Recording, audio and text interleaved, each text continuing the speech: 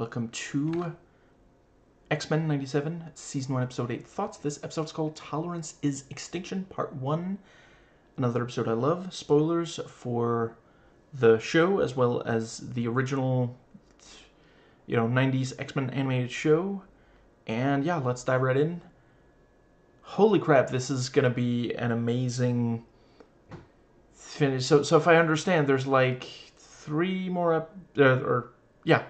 2 episodes left of this season. And the 3 parts of Tolerance is Extinction, and this was absolutely amazing.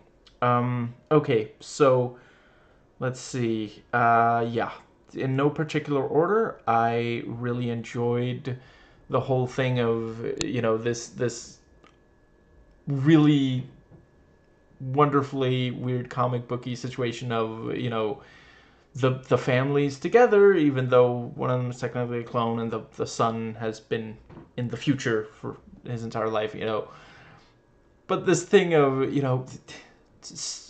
come on, Nathan, buckle your seatbelt, which is such a parent thing to do. And he's like, stop bossing me around, which, like, he didn't spend his teenage years with them, so we can accept that he still has some teenage rebellion that he has to dish out on them. I really loved this thing. It's just the action. Amazing from start to finish of this episode.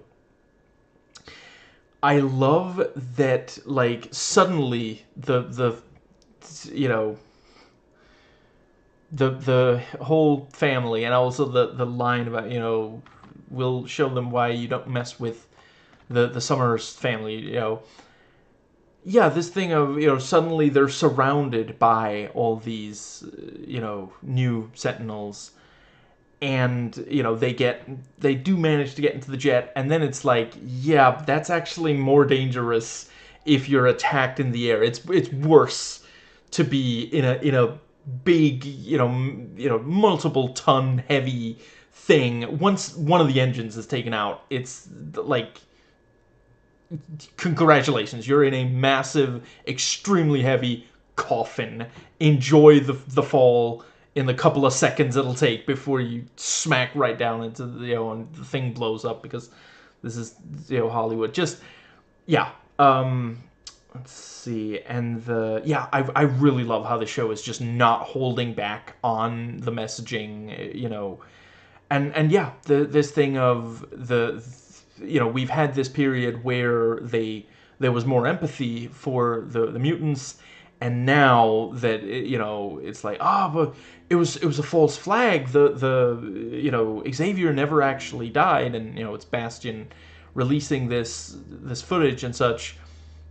Yeah, very clever, because that is a thing that, in reality, the Holocaust did actually happen, but one of the things that people use to, justify their anti-Semitism is claiming that it was staged. It was invented in order to, create sympathy for the Jewish people. And that is also what Zionists are saying now about Gaza, they're claiming that all this, like, we have first-hand accounts, we have video of a lot of these atrocities, a lot of these war crimes, and they're just saying, no, it's not actually happening. So, really, this is extremely relevant message. It's extremely important we stop the genocide in Gaza. So, really, really love that they're not, like, hand-wringing and, if you could please stop murdering people, that would be great. And just saying, no, you have to stop. This has to end. We have to put an end to this genocide. That doesn't mean hurting regular Jewish people. It's Zionism, not Judaism, that's the problem here. And let's see, I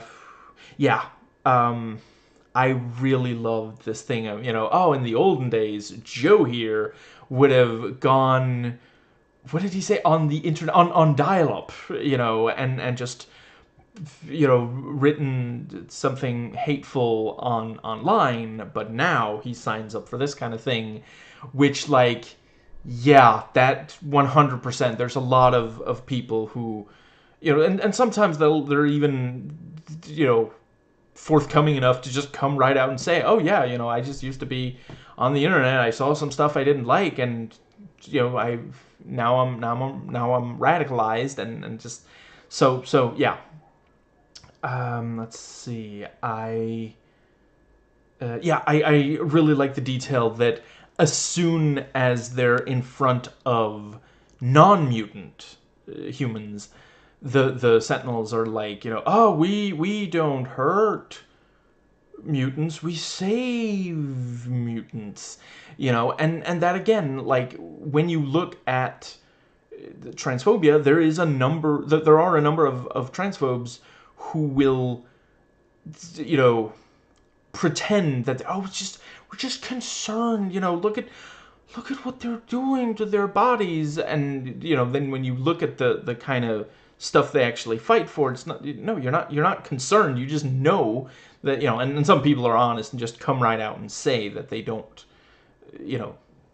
yeah, that they don't like trans people, period. But yeah, let's see, and yeah, the fact that the journalist was so, like, if I understand correctly, this episode is saying that everyone who here turned into a new Sentinel signed up for this. This was something that, so yeah, the fact that this journalist who, yeah, oh, I'm just asking questions. I'm just being, we need to confront this issue, and yeah, turns out she's a bigot, and she was using this to yeah.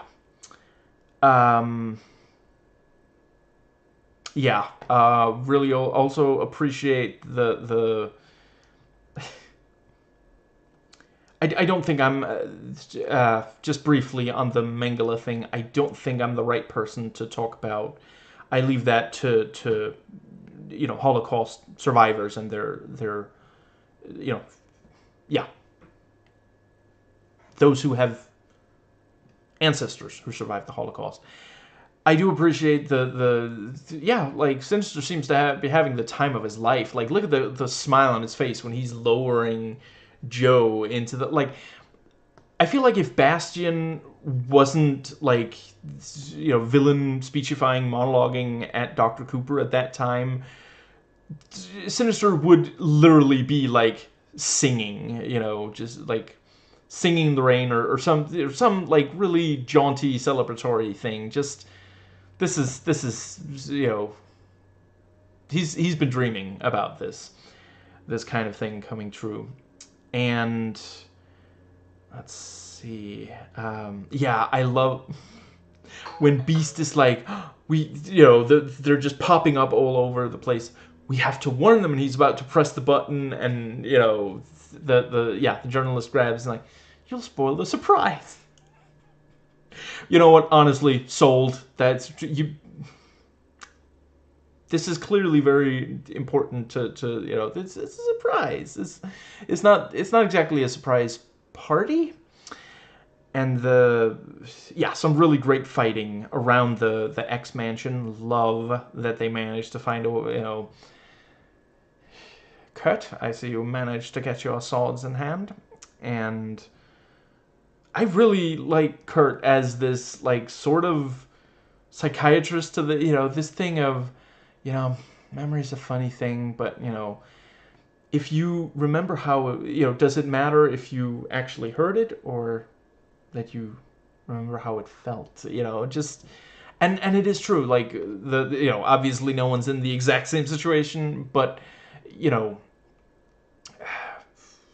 I sometimes struggle with remembering things exactly, and I agree with him. We have to try to focus on, trying to find something positive there instead of despairing at the, imperfect memory.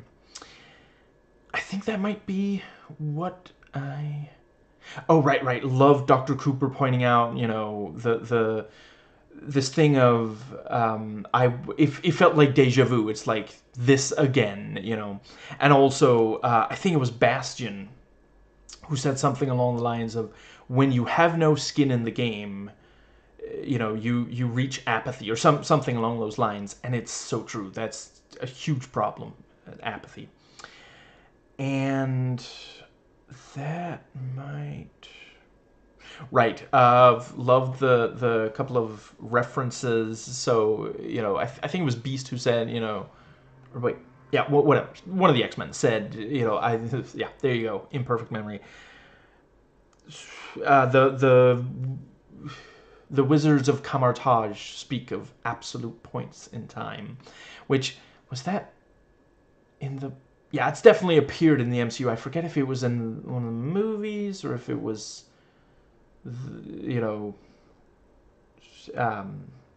What If, but it was definitely mentioned. And, I quite appreciate, apparently Bastion is working with Doctor Doom and Zemo, and just very, very cool. And at the very end, we briefly see Silver Samurai and Spider-Man, which, I feel like that's, well, once you've watched this episode, it's going to be a week before you get more X-Men 97. If, however, you were open to watching some animated Spider-Man, I don't know. I just want to point out, even if you literally stay awake for the entire week and do nothing but watch animated Spider-Man on Disney Plus, I'm pretty sure you're not going to run out. Like, it's a pretty absurd... It is a daunting amount of Spider-Man. They've been animating Spider-Man since, early in the original comic run, since the 60s. So, yeah. And there is, of course, also, animated Spider-Man coming up also. I think... Oh, right, yeah. And just really, really cool with Magneto... He did the thing, and... Yeah, he declared war, just, yeah. Holy crap, that's going to be really, really cool to see what... yeah, and, yeah, obviously, briefly on, the ending, where's the professor when you need him?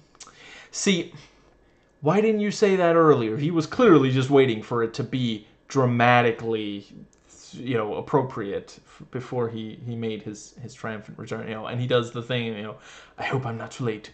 To me, my X-Men, just wonderful, love it. It's going to be very difficult to wait an entire week to see the next part. Yeah, I really love that, like, last week it was like, Gyrick is a sentinel. Oh, we've never seen one of these before. And then this episode, oh yeah, by the way, there's like thousands of them, just... I really love that. Like, I would have been satisfied with just one more, but yeah.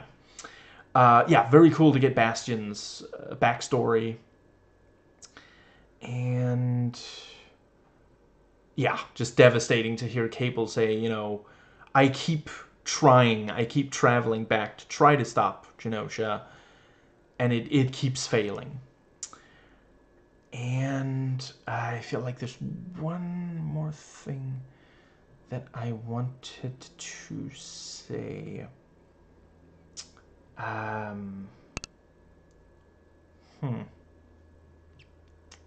Yeah. Maybe that was everything. Yeah, just really, really...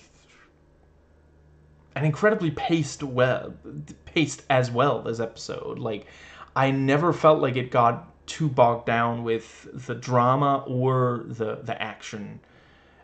Too much action can be kind of just numbing after a while. I never felt like that was the case here. I think this is much better paced than at the very least the first season of What If. But yeah, really looking forward to next episode. Yeah. Holy crap.